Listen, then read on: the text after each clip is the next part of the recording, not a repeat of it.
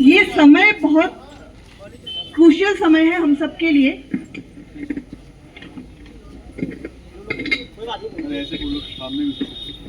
और इस समय में बहुत सारे चैलेंजेस हम सबके सामने हैं, हम देख रहे हैं, स्पेशली हम लड़कियों के लिए।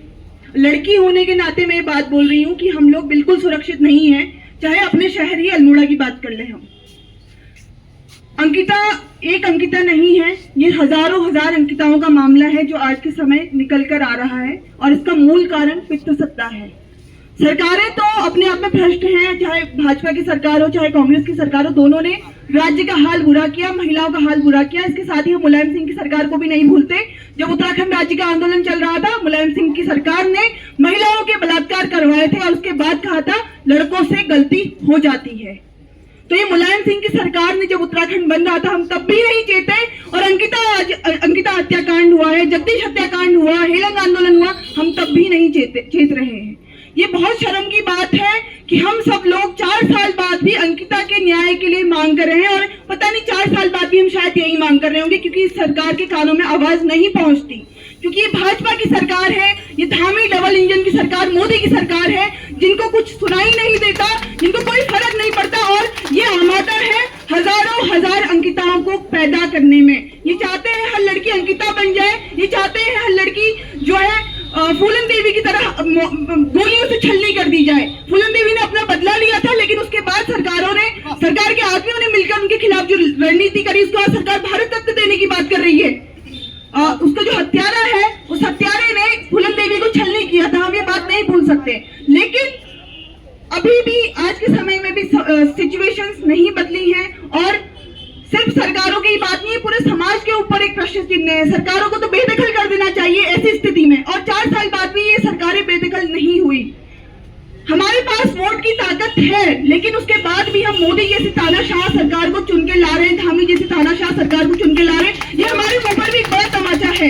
हम लोगों को चेत जाना चाहिए कि जो कॉलेजेस में जिस तरीके की राजनीति हो रही है, जिस तरीके की राजनीति शराब के नाम पे जो राजनीति हो रही है, मैं देख रही थी जब नैनीताल में एक रेप केस हुआ जिसमें आरोपी जो है मुस्लिम था, और उस्मान के खिलाफ यहाँ पे पूरी रैली निकल रही थी, और पूरे विश्व हिंदू परिषद ने यहाँ पर भारत उत्तराखंड बंद का आंदोलन किया, आह्वान किया था, और अल्मोड़ा बंद यहाँ पे किया था। शराब की दुकानें खुली हुई थी। आपके पास इतनी हिम्मत नहीं है कि आप शराब की दुकानें बंद कर सको। आप लोग किस बात की बात करते हो कि हम लोग न्याय देंगे?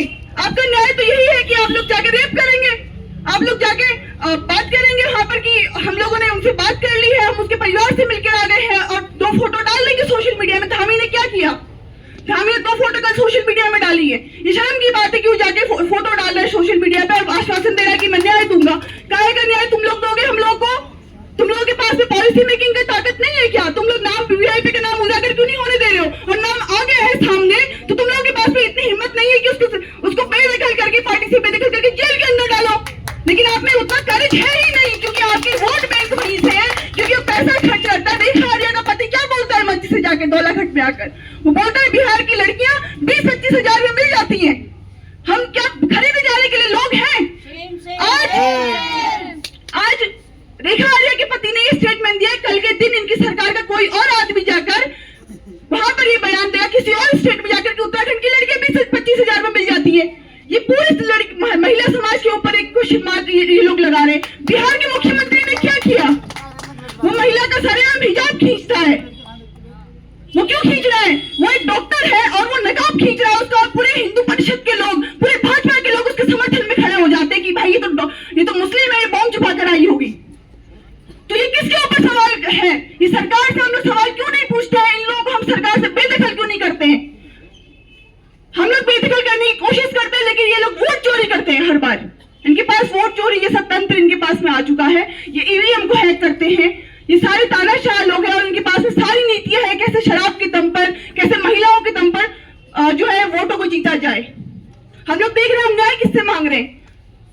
हमारा समाज खुद इस लेवल पे जा चुका है। जेफरी एप्स्टीन जैसी चीजें हम लोगों के सामने आ रही है। जेफरी एप्स्टीन पूरी दुनिया में एक बड़ा खुलासा हुआ है, और जेफरी एप्स्टीन तो बाहर आया विश्व के रूप में एक बड़ा, जिसमें नेता, पॉलिटिशियन, सब लोग, बाकी तमाम लोग उसमें शामिल है। बिल गेट्स जैसे लोगों का नाम सामने आ रहा है, और अभी तक कोई कार्रवाई नहीं हुई, उसमें नाम छुपाए जा रहे हैं। जब जेफरी एप्स्टीन फाइल रिलीज होती है तो सारे ब्लैक नाम कर दिए जाते हैं, सारा प्रिंट जो है वो स्याही पोत दी जाती है, वैसा ही ये लोग यहाँ पर कर रहे हैं। ये लोग ब्लैक स्याही पोत के नामों को कभी गट्टू के नाम पे, कभी कुछ के नाम पे, नाम क्यों नहीं बाहर आता है?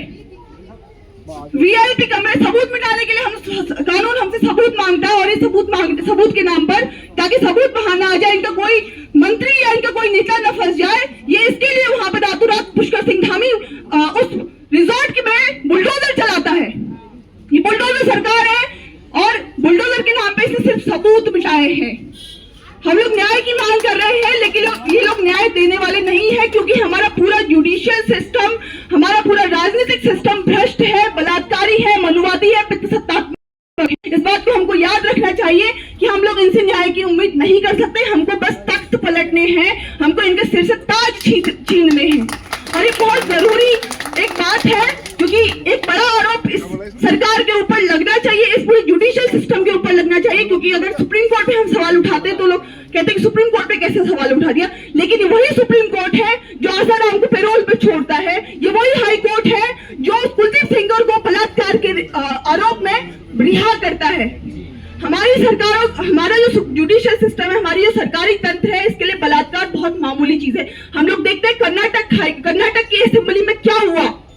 कर्नाटक असेंबली में एक जो है जो पॉलिटिशियन है वो बात रखता है, वो बोलता है देयर इज अ सेइंग, वो कहता है कि एक कहावत है कि अगर रेप का आप विरोध नहीं कर सकते तो लेट जाओ और एंजॉय करो। और जो बदतमीज स्पीकर है कर्नाटक का, वो इस बात पे हंसता है, पूरी असेंबली इस बात पे हंसती है।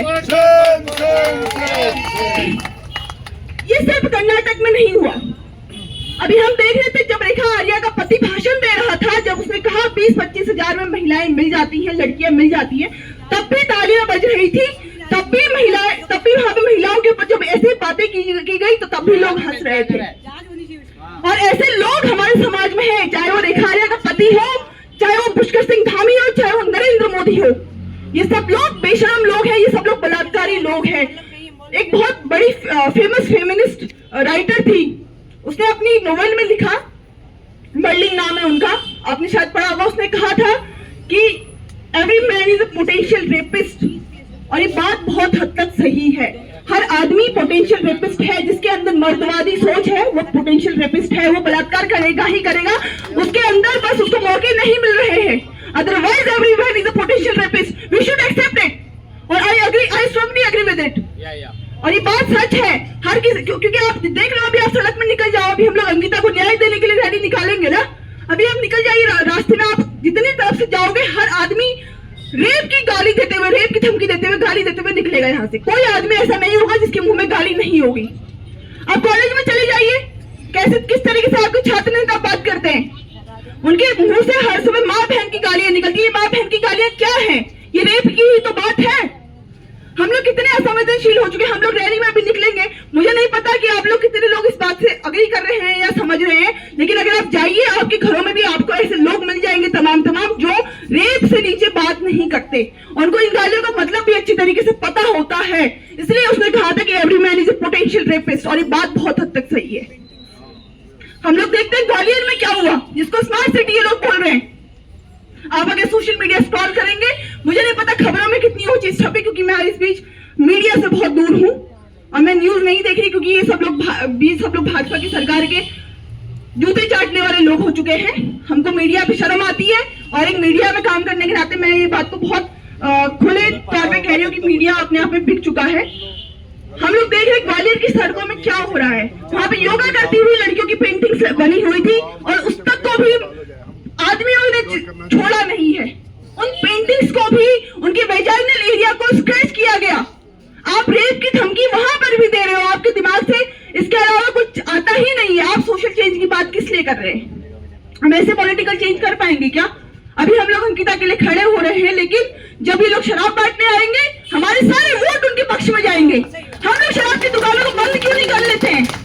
हम लोग ऐसे वीआईपी के मुंह में तमाचा क्यों नहीं मारते? जब वीआईपी का नाम सामने आ रहा था गाहे बगाहे, उस समय मुख्यमंत्री यहाँ आता है अल्मोड़ा में, हमारे ही शहर अल्मोड़ा में आता है, 2-3 दिन बाद की बात है, और उसका भव्य स्वागत होता है। क्यों नहीं मुख्यमंत्री को जूते पड़ते हैं हमारे मंचों से?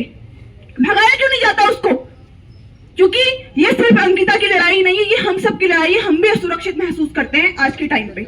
मैं बहुत खुलेआम बोल रही हूँ, क्योंकि मुझ पे भी बीच में एक अटैक हो चुका था। लोगों ने मेरे पे अटैक किया था।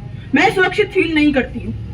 और पुलिस ने एफआईआर लिखने में बहुत देर करी। जब सर लोग आए तब उन्होंने एफआईआर लिखी। तो ये हमारा तंत्र है जो कि शराबियों के पक्ष में है, जो बलात्कारियों के पक्ष में है, जो मनुवादियों के पक्ष में है, जो ब्राह्मणवादियों के पक्ष में है। क्या ब्राह्मणवादी? What is ब्राह्मणवादी? क्या है ब्राह्मणवादी? आप समझते हैं? I protest. आपको स्वतंत्रता है, कीजिए आप। ब्राह्मणवादी क्या है? क्या है ब्राह्मणवादी? ब्राह्मणवादी. What is ब्राह्मणवादी? What is ब्राह्मणवादी? No, I don't agree with you. No. You apologize. You better apologize. What is ब्राह्मणवादी? ब्राह्मणवादी. What is ब्राह्मणवादी? आपको पता है आप किस बारे में बात? आपको पता नहीं है? Shut your mouth. मैं ब्राह्मण नहीं हूँ। ब्राह्मण नहीं है नहीं, हमें नहीं मतलब है। What is ब्राह्मणवादी? अरे what is ब्राह्मणवादी? I strongly oppose. Every man is a, ये महिला every man is a potential rapist बोल रही है आदमियों के सामने। नहीं, अरे just shut up, shut your mouth, गलत बात है, गलत बोल रही है, गलत। और इसकी बातों को जो सुन रहे हैं ना, अंकिता हमारी बहन थी, अंकिता हमारी बहन थी, हम अंकिता की बहन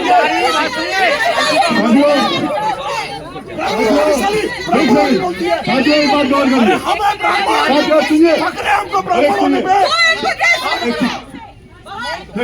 ये मजे लेने के लिए हेलो ये मजे लेने के लिए मजे लेने के लिए आए हैं। बात सुनो, हेलो साथियों वो आदमी ने क्या बोला? ब्राह्मणवादी। वो हम क्या जातिवाद करना है? आप लोग हम लोग नहीं आए ना, हम लोग प्रोटेस्ट करना आए हैं। मैं खुद साथियों एक बात है, ये चाहते हो कि यहाँ से स्टार्ट ही ना हो रैली, ऐसा मत बोलने दो। रैली शुरू हुई नहीं पाएगी भी नहीं। आप एक चीज बताइए, हम लोग क्यों आए हैं? हम लोग क्यों आए हैं? हम लोग क्यों आए हैं? साथियों ऐसा है, देखो ठीक है, ये अलग अलग व्यूज है हमारे समाज में अलग अलग व्यूज है। आप मंच में खड़े हैं और जब ब्राह्मणवाद का मतलब कोई कहता है तो ब्राह्मण से मतलब नहीं होता है, हमारी उस सोच से मतलब होता है। और ये सोच सत्ता हमें विभाजन के लिए लाती है, इसलिए ये वैचारिक सवाल है, इस पर बड़ी बहस की जरूरत है। और हम सब लोगों को ये लड़ाई लड़नी है और आगे बढ़ते हुए। साथियों एक सेकंड, मैं ये बात केवल ये कहना चाहता हूँ कि ये जो पूरा मामला है, ये मामला सोच का मामला है। और लोकतंत्र में हर तरह का विचार है, सनातन का विचार है, मुस्लिम का विचार है, तमाम विचार है। उन विचारों की अभिव्यक्ति होती है और जब अभिव्यक्ति होती है तो उस अभिव्यक्ति में ये सवाल आते हैं। इसलिए हम इतने कमजोर नहीं हैं और हमको इसको व्यक्तिगत नहीं लेना चाहिए, हम ये बात कहना चाहते हैं। ये बातें व्यक्तिगत हैं और व्यक्तिगत सवाल पर इस पर बहस की जरूरत है और समाज में बड़ी बहस होगी और आगे भी होगी। और हमको बहुत छोटी छोटी बातों पर नहीं जाना चाहिए। ये वैचारिक बहस है, किसी दिन बैठकर इस पर बात की जाएगी, हम सब लोग बात करेंगे इस सब पर। इसलिए आज हम अंकिता के लिए आए हैं और अंकिता उत्तराखंड की बदहाली के लिए आए हैं, इसलिए हम लोगों को लगाना है और हम सब लोग